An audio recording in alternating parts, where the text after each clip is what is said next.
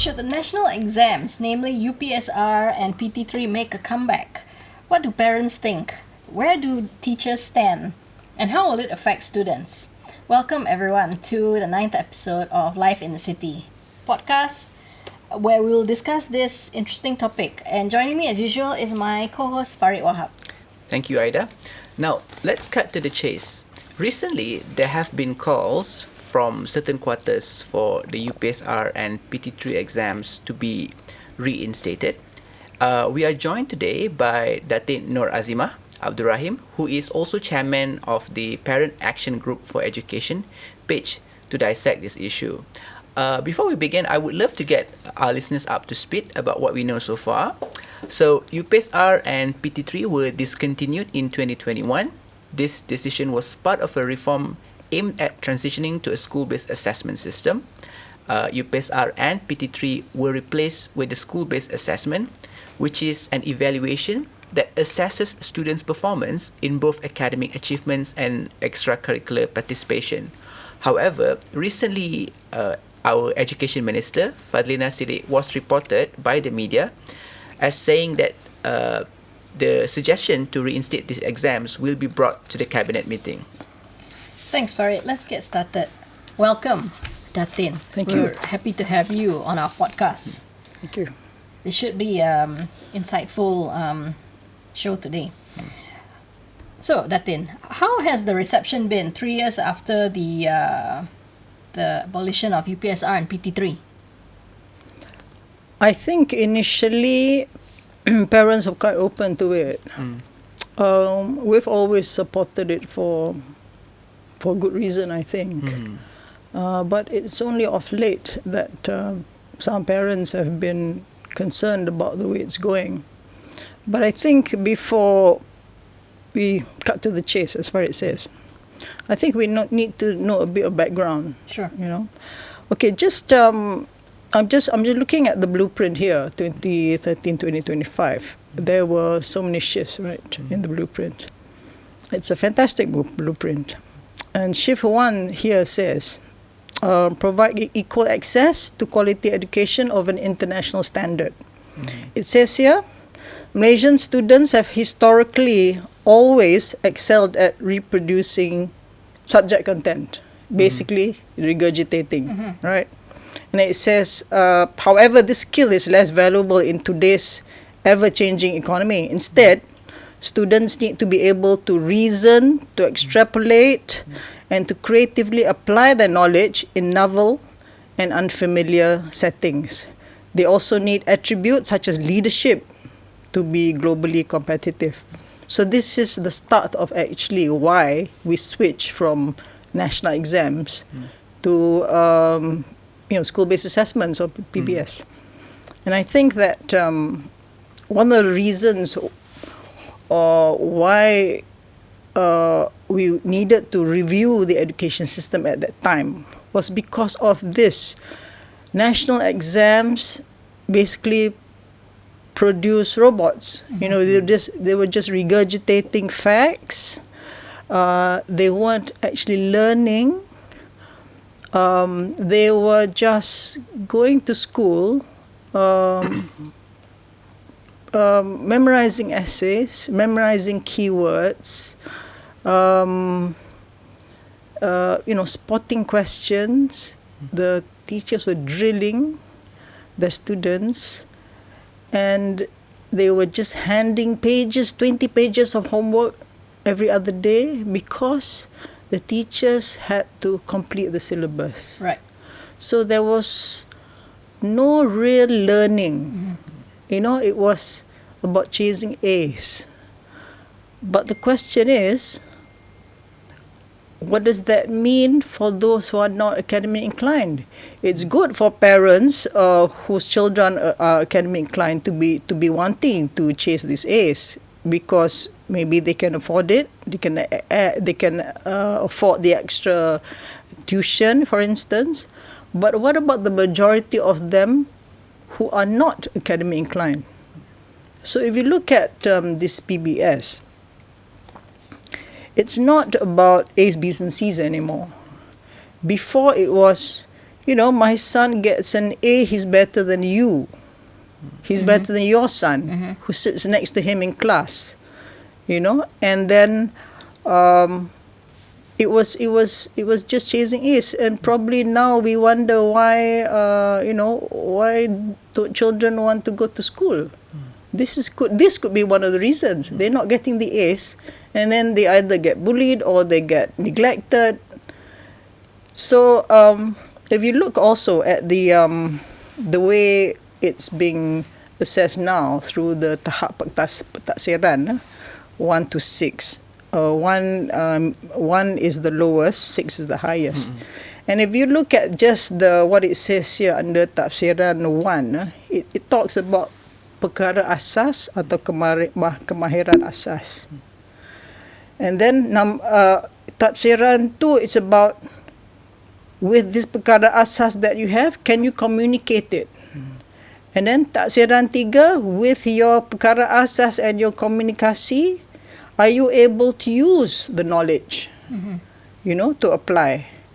Then tahap 4 goes on about with the competencies acquired in tafsiran 1, 2, and 3. Are you able to analyze and be systematic in your thinking? And then tafsiran 5 is about being positive about what you have achieved.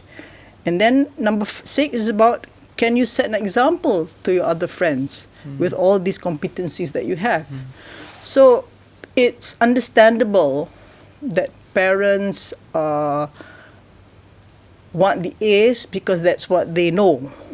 You see, they think it probably did work then. Program already, It probably did work then. But I think assessments have to be more broad and wide, also because our national education policy is about producing holistic students. It's not about producing straight A students. So this is it. And then I think it was an eye-opener also when we started to get involved in the TIMSS and PISA assessments.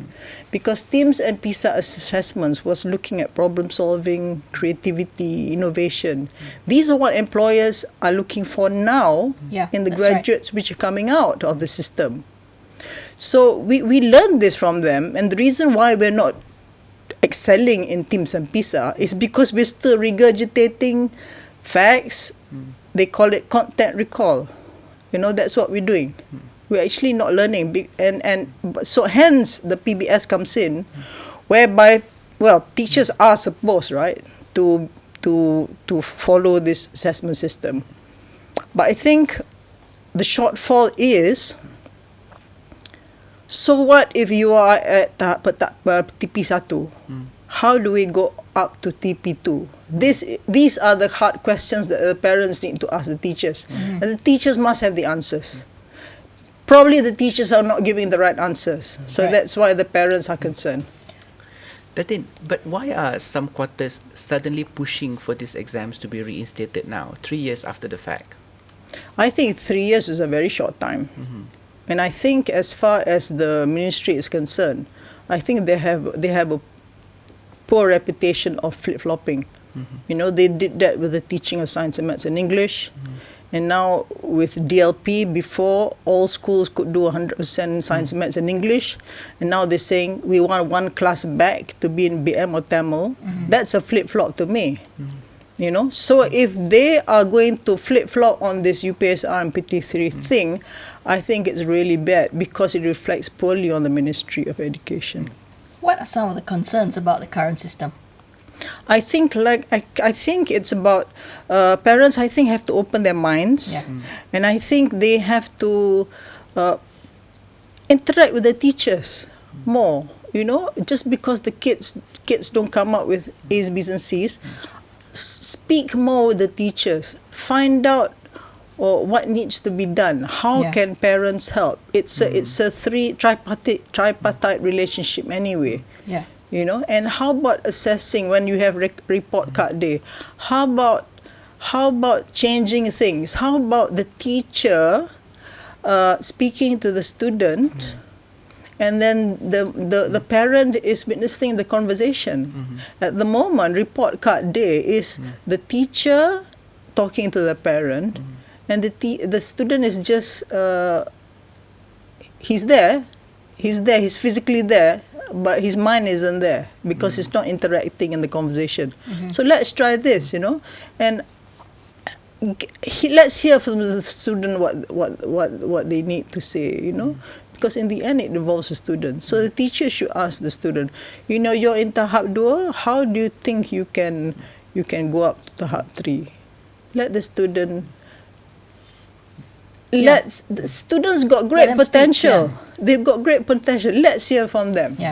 And then the three of them sit down and figure out what needs to be done next, because actually this PBS fits very nicely with TVET, because suddenly we realize that we need to go into TVET, right? Because the PBS actually assesses not just academics, but it also assesses your skills, your skill sets. So as you go along, you may find that you've got very good skills which need to be nurtured, and you are set to go into the TVET stream, which can be quite, you can be earning quite a lot from TVET once we get our act together. Thank you, Datin, for the brief introduction into this topic. It wasn't brief, huh? Okay. It's quite insightful. Quite insightful, all right. The background is important, because parents that's right. have to realize this, that there is another way of assessing aside from A's, B's and C's. Yeah. Having said that, in our education pull-out last Sunday, Dr. G. Malika Vasugi said that, like what you said, that the assessments in schools have also diversified to include alternative forms such as portfolios, projects, and practical components alongside final exams. So like, heeding to what you just said, a more holistic and reflective of true learning outcomes, wouldn't you say, right? Yeah. Absolutely. Datin, we are going to transition into the first part of this, into the next part of this podcast, which is we're going to discuss the pressure to perform, and this applies to both students and teachers. So the first topic that we want to talk about is there have been claims that national exams exert an impact on children's mental health. Where do you stand on this? Yeah, I totally agree with it, because with national exams, you could be sleeping for the first 9 months of the year, and then suddenly you realize there's national exams at the end of the year. It's not just mental health of students. I think it's also mental health of teachers, because they have to complete the syllabus by hook or by crook. And when the teacher is stressed and the student is stressed, the parent gets stressed as well.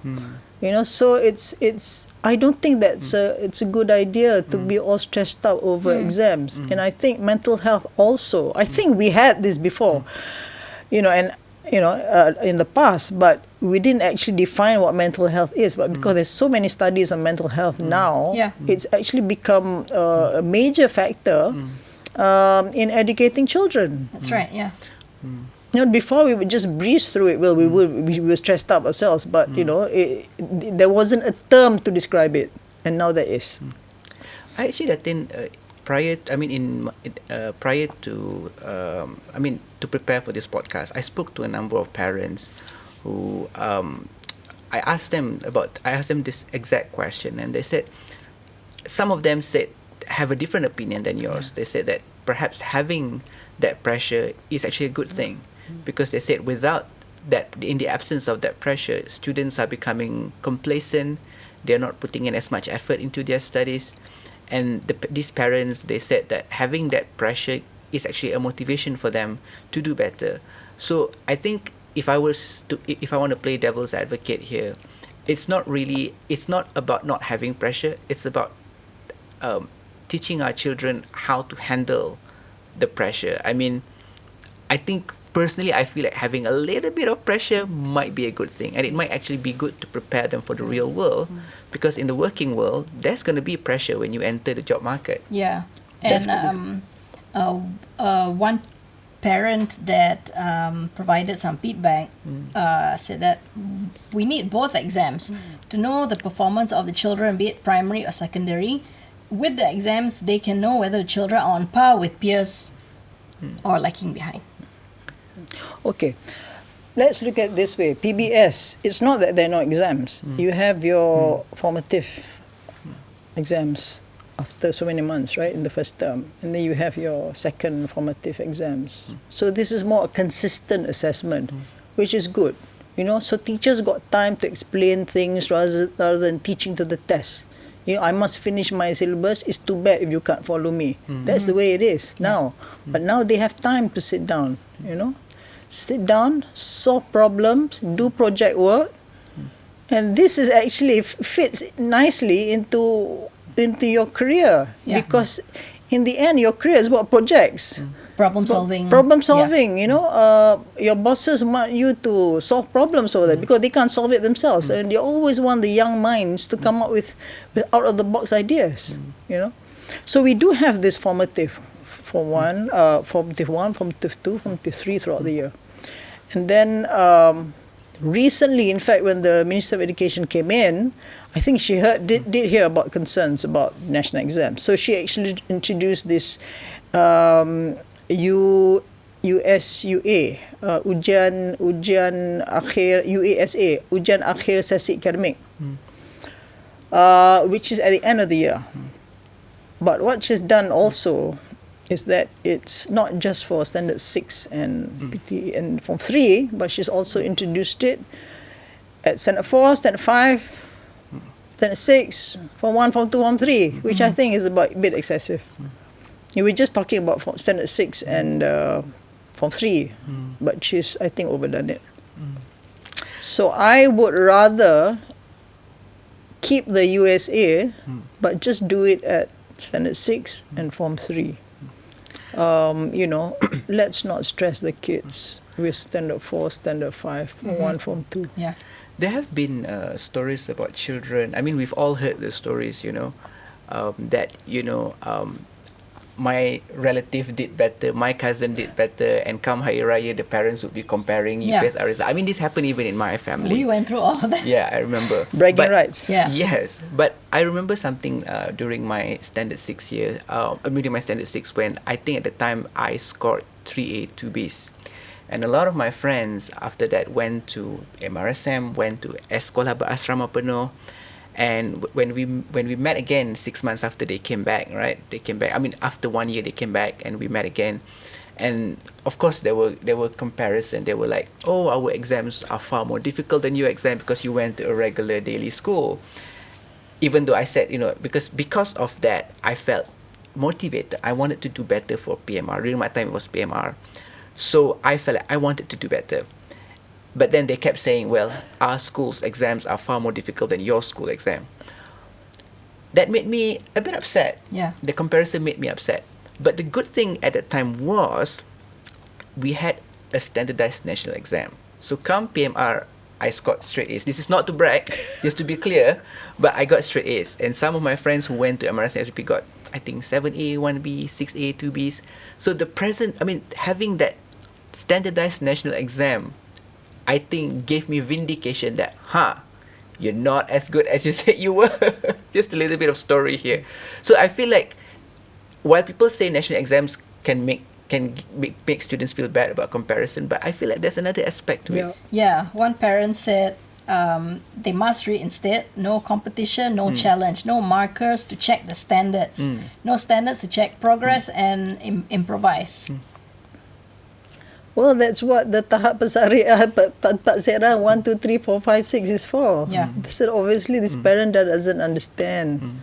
And probably the teachers didn't explain properly. I think, it's very difficult for teachers to meet parents sometimes, especially when both parents are at work, right? So I think you should sit down, it's so easy through social media, it's so easy to communicate with parents now. The parents just have to sit down and read and try to understand where the whole system is coming from. You have to keep an open mind. I recently spoke to another parent who I think her children is going to school in PJ. She has 2 children, and and one of the things she told me is that this is what she claims. I'm not sure if it's true, but she said that sometimes the school-based assessments may not accurately reflect her children's performance, and she related about her son's Tamil study. She said apparently the son scored a 3, whereas she believed that the son should score lower. Now, normally we hear parents thinking that their children should score higher, but in her case, she said that the teachers are somehow, because their students' performance, their students' grades is their KPI, and when they are in charge of that KPI, rather than having a national exam, now they are the ones they're the one marking the papers, so they don't want to look as bad. So they inflate the result. That's what she claimed. So she said she did meet the teacher. She said, I don't think my son deserved this score. And the teacher said, okay, I will look at it again. So I think there's a concern there, that teachers might inflate the results to look better on paper. And I think there's also this unspoken competition between schools that who can produce better students. I mean, who can have like the exams are not gone, the exams are there. So they might say, okay, our students tend to do better. And when they are the ones in charge of that assessment, there's a real concern that they could inflate the results. So what is your take on that, Datin? Well, teachers have a code of ethics, right? I think if occasionally they need to be reminded of that, and I think if teachers continue to overinflate or be over generous with marks, there will be a trust deficit. And I think that trust deficit is widening, especially if you look at the World Bank report recently in April 2024. The report is called Strengthening the Bamboo Shoots. And I think it was quite a damning report. And to the extent that I was at the launch of the report, to the extent that the Minister of Education, who was supposed to give closing remarks, didn't come. And the country manager struggled to give closing remarks off the cuff. And I think that's bad because it was an independent study, and it did say that our teachers need to improve. And I think the ministry's response later was that, yes, we are in the process of doing that, which is good.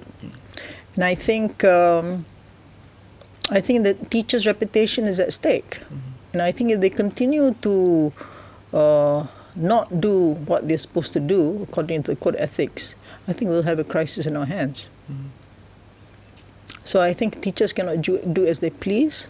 They are guided by benchmarks and student outcomes. And I think that if they take this very lightly, in the end, really, it's going to affect the nation as a whole moving forward, because in the end, it will decide on the quality of the workforce. And if you're having a government that's bringing in so much foreign direct investments, and our own people cannot cope with the required skill sets and the required a line of thinking, in the end, if you're bringing in all these investments, unfortunately, they'll have to bring in foreigners to do the work because we can't do it ourselves. So where is the transfer of knowledge? So I think it's not just what happens in school, but what happens in the future if we want to enjoy better quality of life and a higher gross domestic product. I want to share my experience, because after PMR, I was offered a place at the boarding school, Sekolah Berasrama Penuh, SBP as they call it. And I remember during my, when I was in Form 3, part of, we had coursework for sejarah and geography at the time. So we had to do a coursework, and for me at the time, because I didn't have a computer at home, it was a bit difficult for me to complete the coursework. But I did manage to, because I went to my mom's office, I got it done and everything. And then when I went to a boarding school, so this boarding school, they had students from Form 1, Form 2, and Form 3, but I came in at Form 4. So I saw the different approach because this was a boarding school. It's not a regular daily school. So I remember the teachers placed the students in the computer lab. They gave them 2 days. You could not exit this room unless you've completed your coursework. And the teachers will be there monitoring you until they are satisfied with your coursework. So I see the difference in approach. Whereas at regular schools, the teachers accept whatever work you submit and they're going to grade that. But at the boarding school, at the more well-known school, the teachers, because of the name of the school, they want to maintain the name of that school. They sort of, produce, like they want to make sure that the students produce good enough of a work so that they can give them a good result. And I think that this is the problem. I wouldn't say problem, but the concerns when you move from exams to coursework. Because now, we are talking about wanting teachers and students to stop gaming the system, but they find another way to do so. That's my concern, because there have been talks about introducing more courseworks, and drawing from my personal experience, I see how that people still found a way around it. Yeah. So perhaps the thing we can talk about how in this case the abolition of UPSR and PT3 could affect the process of admission into boarding schools. Not a problem, actually. I don't see why it is a problem, because boarding schools, they have their own entry exams. And it's good because these boarding schools know what kind of students they want. So you can tweak your questions in your entry examinations as to what kind of students you want. If it's a science school, science secondary school, then you should be asking the hard questions, maths and science, So not a problem at all, actually. Again, because I asked a number of parents, so in the past, normally you have to submit your UPSR results and the system will do its work. But now the individual school conducts the exam. So you need to go to those schools in order to sit for those exams. So there have been concerns from parents. For example, they are from Sabah and Sarawak. They want to send their children to the peninsula, or the people in the peninsula want to send their children to Sabah and Sarawak. So it's quite a hassle for them to go to each individual school to try to secure a spot they are not even offered yet. So I think that there is a concern about that. Yes, I think what's happened of late is they have centers. You don't actually have to go to the school that you intend to go to. You have centers, and then you go to the centers closest to your home. So it should not be a problem. So even if you're in Sabah Sarawak, I think even if you want to come to, say, a boarding school in Peninsula, you don't need to come to Peninsula to do the test. It can be done at the center closest. In Sabah could be in Kota Kinabalu, in Sarawak it could be in Kuching. Anyway, if you're a Sarawakian, I don't see why you want to go to Peninsula to further your studies, because they're offering so many freebies in Sarawak now. What do you think of this comment by a parent, Datin? UPSR and PT3 should be reinstated instead of only having these two. A yearly assessment is also essential for mental development of students and allow them to recognize and identify their passion that they wish to pursue or their ambitions to discover their potential for future careers. What do you think? I think the tahap pentaksiran actually covers that, because it covers skills. Your UPSR and PT3 doesn't actually assess you for skills. And the coursework that you do,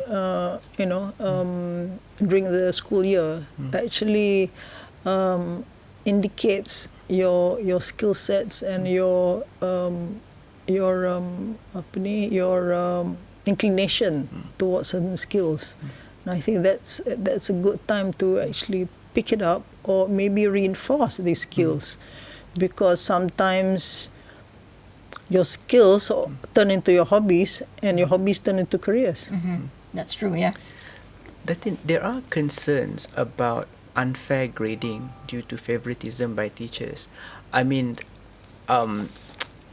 Like what my lecturer in university likes to say, because I studied engineering. He said, you can have the well-designed, the best design system in the world, but ultimately, what operates that system is humans, and humans are prone to errors. They are prone to emotions, and we are dealing with humans here. Yeah. So there are concerns that teachers, may be biased, may give higher marks to students they favor. So I think we've all been to school. I think we all understand that feeling when the teachers have their pets and you're not those pets. So, I mean, in the absence of national exams, standardized exams, where do we stand on this favoritism? Because it's a real concern that some parents have. I think it's not just for teachers but civil servants at large. I think the government is very particular about gifts, and I think it doesn't just apply to other ministries but to teachers as well. You have to be objective in what you do, and everything must be done at arm's length, and you must be independent.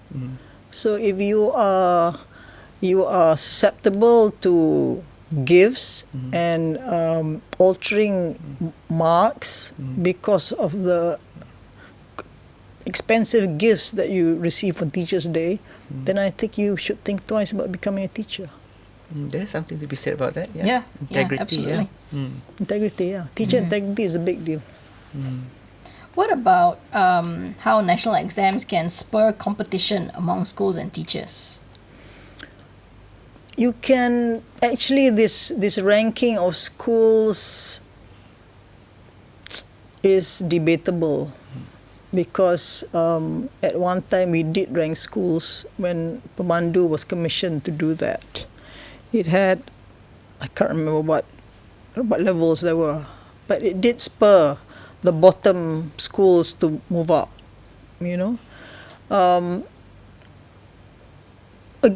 Again, maybe this UASA which has been introduced will cater for that. But so I think all is not lost with tahap pentaksiran and a combination of tahap pentaksiran and the UASA. But again, I repeat, I think UASA at standard 3, 4, Form 1, Form 2 can do without. Let children enjoy learning. Yeah. This is all what it's all about. Let them be independent learners. Let them want to learn on their own without being told to learn. I think this is what we're looking for, really. Datin, let's move this conversation forward about how exams do or do not help shape attitudes and disciplines among students. So, do national exams help instill discipline among students? I think the assessments throughout the year actually instills discipline from the start.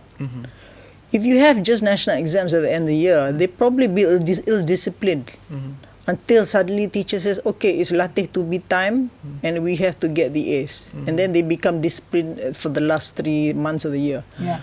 Whereas you have consistent assessments throughout the year, you are disciplined from the start. Yeah. without the added pressure at the end of the year.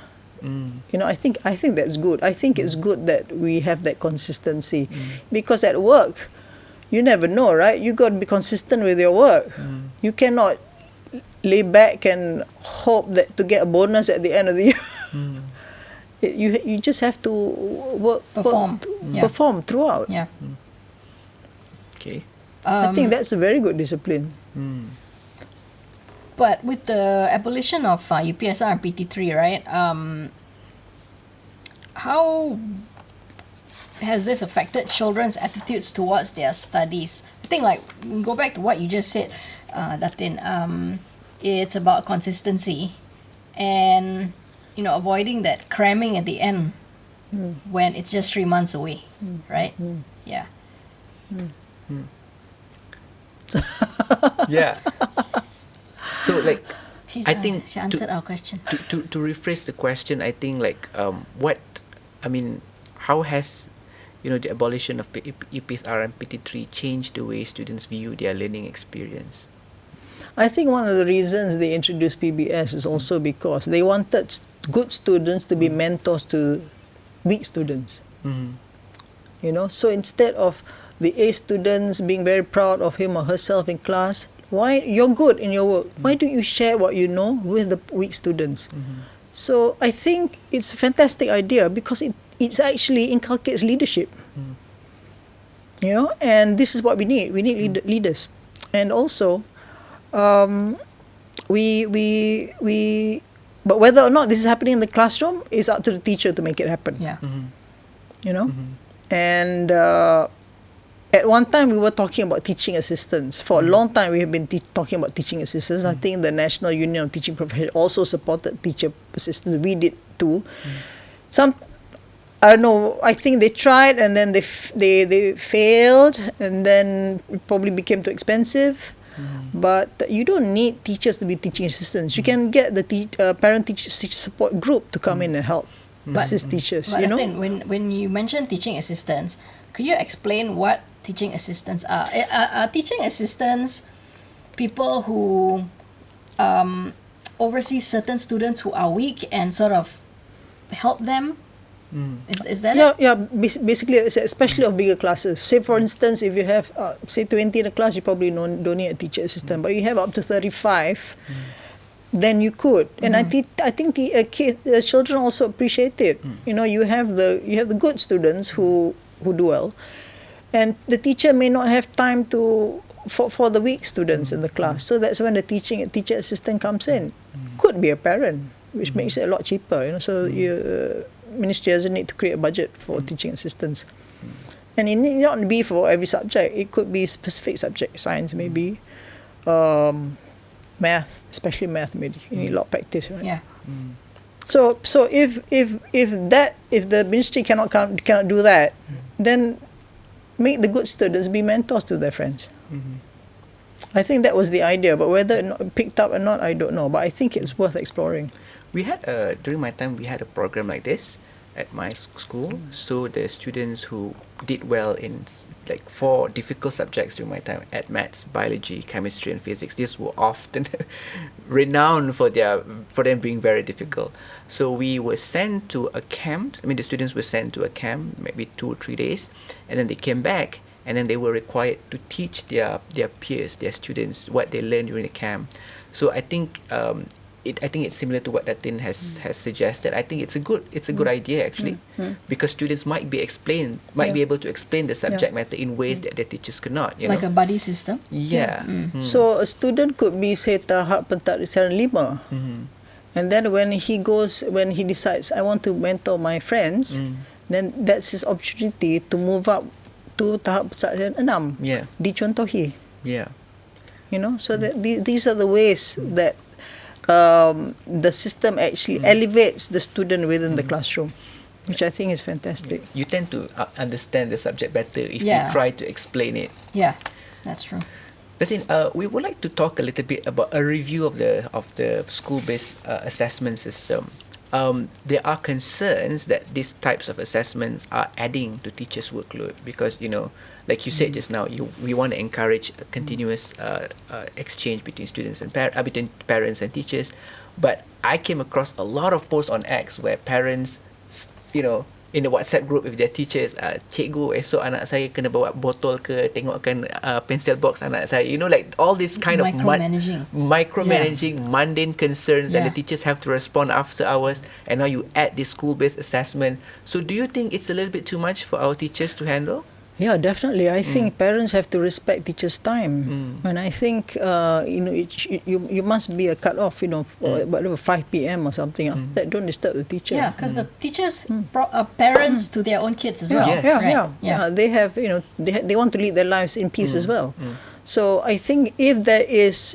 Then I think if the parents expect teachers to micromanage, maybe they should come up with a different system. Figure out a way. This is problem solving.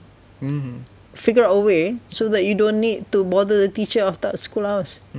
There must be a way. This is the easy way out. Just WhatsApp the teacher. I came across a post on X a few days ago of it was circulating. Apparently, the parents asked the teacher. I mean, the mom asked the teacher to to pay the cost. I mean, to pay her for the cost of the pencil box or something. And then netizens were bashing her and said, "How can you expect the teacher to monitor your child's pencil Yeah. box?" You know? Yeah, that's a story that has lasted for long. You know, come back home and where are all your pencils? Yeah. Semua kena curi. So there is a solution. Just have a pool of pencils, erasers, sharpeners, whatever in the classroom, and everybody help themselves. Yeah. Yeah, or you can even donate towards it. You know, It might seem like a trivial. trivial thing. But these are the things that are going on in our schools. Molehill into a mountain. The second question, I think, is very interesting, and I can share something based on my experience as well. Do you think it's good to have the assessment of extracurricular participation bundled together with academic performance? Well, okay. When I went to school in Penang, sports, uniform bodies, we were so proud to be in these associations, right? Because it developed us as people, as teenagers, right? And my school, for one, was known for hockey, athletics, and uniform bodies, right? When I left school, which was in the mid-90s, all that I saw just dwindled. So much so, on the field, they built another annex. So it's more than quarter of the field taken up. And from what I gathered from the parents of the students in that particular school, they said it's not important anymore. Everyone's in the classrooms, they're not exercising, they're not getting to know each other, they're not playing sports. So what do you think, Datin? I think that the interest in extracurricular activities now is having positions. I think it's about, let's join this association society, and then let's get into the committee. And after that, that's all we need to do. Yes. So there are no activities being That is true. being held, or the activities are just being held for those who are present. The rest go off for tuition during Coco. That's what's been happening. There's no pride. Yeah. Of course, but on the other hand, if you're looking for post SPM scholarships, post STPM scholarships, these sponsors and foundations, they look for your extracurricular They want activities. all-rounders, right? Yeah. So so you think you can get away with it, but you can't. Even if you are in fact, if you look at the international schools, private schools, they emphasize on extracurricular activities. It's just the national schools who take it very lightly, which is unfortunate. Yeah, it is. Also because with the private schools, international schools, you have a different department just taking care of extracurricular activities. In national schools, the same teachers are doing it. So imagine how different it can be if you actually have, again, maybe teaching assistants to conduct the extracurricular activities. Yeah. Then maybe the students will take it a little bit more seriously because the teachers are watching them. I think the teachers who are teaching in the morning and then they have to stay back on Wednesday to do work, they are very tired actually. So if you want, again, I think it's school leadership. And I think that if the school itself emphasizes on extracurricular activities, then children have to go with the flow. I'll be very honest. When I was in school, I skipped all of my There you extracurricular go. classes. There you go. But suddenly, when I went to the university, I had this urge. I wanted to take part in as many activities as I did. And I did take part in a lot of things. But when I was in school, because it wasn't assessed, I didn't care. Why was that? Because it wasn't assessed. It wasn't assessed. Oh, so it wasn't you not finding something that you were interested in? I couldn't find anything that I was interested in debating, but because I went to a boarding school, so they already had an established team from Form 1, so I was a bit late. In university, only then I started becoming active in debating, whatnot. So it was only then I thought I wanted to get involved in extracurricular activities, yeah. But in school, because it wasn't assessed, I didn't care. But I think it's kind of, it's kind of like there's a paradox in there somewhere. When there was no assessment, I didn't care. But now, like Datin said, when there is an assessment, perhaps students will care a bit more. So it kind of brings us back to the point. Yeah. If you're not assessed, if you don't have exams, would you care less? You know what I mean? Yeah, where's the baseline, right? Yeah. So, moving forward, Datin, with all things considered, what is your take on this? What solution would you suggest? Well, as you know, we are not in favor of going back to UPSR and PT3. I think we should continue where we are going, and I think there's a lot of research and feedback and discussions when the ministry decided to do away with PT3 UPSR. A lot of work, like everything else, like everything else with all their policies. So I think if you want to do a U-turn on it, I think it's not as simple as that. And it's very disruptive, isn't it? It is, and Yeah. I think you have to go back to the reasons why we did this. And why do we need to go back to what we were actually running away from? And I think, again,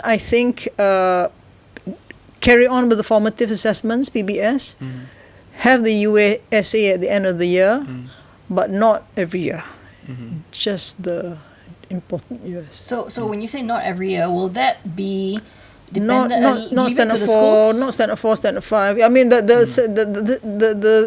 level, the classes, the years will still have their formative, their PBS. At the discretion of the schools, but how they want to but the implement. USA just standard 6 and form 3.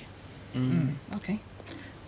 I think the children need breathing space. I think the teachers need time to explain concepts, and this teaching to the test is not a good thing. Would you say the non UPSR and PT3 arrangement lacks structure? No, I think the structure is okay. It's just that it's just too much emphasis on chasing A's. Just too much emphasis on chasing A's, and I think that a minority of students are straight A students, but the system has to cater to everybody. And I think students who are not academically inclined but are actually good in skills, these should be nurtured. They shouldn't be labeled and say you're no good, because they have other ways to excel. But unfortunately, in the national exam system, they are neglected. I personally stand on the other side of the equation, because I'm in favor of restoring it. But I will say that I'm not blind to the shortcomings, and I'm all for reforms. I mean, yes, exams put a lot of pressure on students. So I would probably suggest things like, for example, like I still keep my SPM result, the slip, right? But the slip doesn't state what extracurricular activities I took part in. So maybe that's something we can explore, I think it does now. Yeah, so I think it does now. because in my time it wasn't. Like my I said, time, yeah. I didn't care. And maybe having things like, open book exams. And open book exams, I think, is good because as a student you don't have to memorize the things, but you do need to study. You need to know where the material is found in the book. So that gives takes the pressure off, but it still the exam still provide you with that push to study hard. And I think that strikes a balance between the pressure and also giving you motivation to study. I would agree to that because I was a pandemic student when I did my masters. So the open book arrangement was so helpful. I think the open book way of assessment is actually being done already in schools, and I think it is for history, if I'm not mistaken. History is a lot to remember, but it's important. One thing, what challenges do you think we will face if we are to implement these suggestions, your suggestions, Aida's suggestions, my suggestions? What are the challenges we might come across if we were to implement these things? Again, I think not disrupt, because I think we have got a good thing going. I think it's a matter of getting the teachers to understand what needs to be done, and they have to do it in the. They have to do it in a simple manner. Don't make it so complicated. Yeah. You know, I think the ministry is very good actually about having all this, so many outcomes, you know, so many things that you have to achieve. You have to achieve 66 KPIs, you know, 100 don't know what. It's a bit crazy, you know, for teachers to be doing that. So let's make it simple. As long as you meet your outcome at the end of the day, I think that's what matters. I know. I think I'd go crazy as well if I was a teacher. The instructions are so long and so complicated, and probably that's why we saw an exodus of teachers. About 10,000 teachers retired unexpectedly. Speaking of a long instruction, just a minor story I want to share before we reach the end of the podcast. My one of his parents I spoke to said her daughter recently moved to Form 1, so she was given this question or some kind of course homework to complete, and you know, like sejarah, they have question 1, question 2, question 3, and then the exam paper will be like pilih 2 soalan, choose 2 questions out of 3. So question 1 was divided into 1A, 1B, 1C. So she only answered 1A and 2A. And then, of course, she got a very low marks. The teacher said, you didn't answer 1B and 1C. And then she told her daughter, look, you have to complete 1B and 1C. And then she said, no, Mom, the question said I have to choose 2 questions. So I chose 2 questions. So She didn't realize the sub-questions. So the mother said she is so unused to exams that when she finally comes across an exam, she doesn't know how to answer it. So she said, my concern, Farid, she said, what happens if this happens during SPM? Yeah. So because they have never answered exams before, so this becomes, you know, a problem. Yeah, that's an interesting situation. I think SPM has a format, right? Yeah. So why is it that during the formative exams you can't adopt the same format? Yeah. Simple as that. True. You know, it's why make life difficult for the student if you can already put in all these things throughout the year, so they are ready. You know, you don't have to give it a name. Just put it in. In fact, this debate about UPSR PT3 actually took place in Singapore as well. Oh, okay. Yeah, and so Singapore decided that they will stick to the school living certificate in Standard 6. But what they did was a compromise. They reduced the number of assessments all the way down. You know, so I think they also saw that, okay, you need to be assessed, but don't over-assess. Let the kids have fun, especially at primary level. That is true. That is true. My mom likes to say learning actually takes place during playtime. There you go. Because I used to teach at a tuition center. There were kids age 3, age 4 learning maths, and I thought, whoa. It's too much. Yeah. You know, and even Finland, we always go to Finland, right, to see what they're doing. Finland, they don't even have subjects. They just learn everything all together. You know, so I mean, if we were to adopt that system in Finland, I think parents will have a national protest. There's one parent who gave their feedback. Oh, good that UPSR and PT3 were abolished. No jobs for tuition centers. Some teachers teaching or operating tuition centers neglected their primary duties to their school. There you go. But now, post-COVID, a lot of teachers are giving online tuition, which is actually very easy for the teacher who can do it from home, from the student who can do it from home. So it's a good compromise actually. But unfortunately, it still goes on. Actually, as far as tuition is concerned, by law, teachers can give tuition, but only up to 4 hours a week. So a lot of them do more than that because it's very lucrative. Yeah, it is. Any final thoughts, Farid? I'm all for reinstatement, so that we stand on the opposite side of the equation. But yeah, we do need to look at the concerns that were raised. We can't go back to the way things were. Reinstatement maybe can work, but we need to find some ways to reform some things and look at some of the concerns that parents have raised about the national exams. Yeah, Datin. Okay, I think that if we want to go back to UPSR and PT3, forget about TIMS and PISA then, because we'll never do well if we're going to do it the way we've been doing it. So it's either or. Yeah, I think we have to go. We have to strengthen PBS and still go for the TIMS and PISA, because we need that independent study to tell us what else we need to do, and if we don't do, how will we go wrong? Thank you, Datin.